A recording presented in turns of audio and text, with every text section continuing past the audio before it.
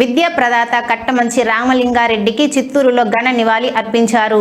ఆంధ్ర విశ్వవిద్యాలయం స్థాపించి 100 సంవత్సరాలు పూర్తవుతున్న తరుణంలో ఈ వేడుకలను ప్రభుత్వం ఘనంగా నిర్వహించనున్నది.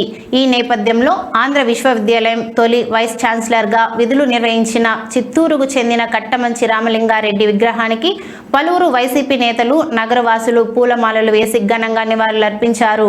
ఈ సందర్భంగా కట్టమంచి రామలింగారెడ్డికి విద్యాపరంగా చేసిన సేవలను కొనియాడారు.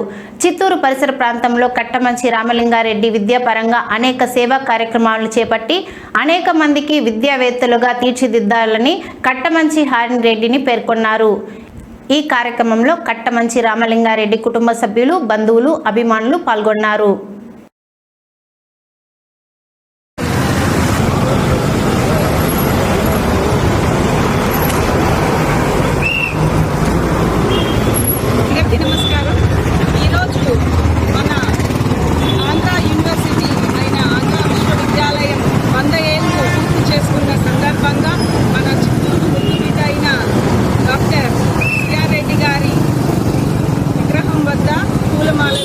ఘన నివాళి అర్పిస్తున్నాము.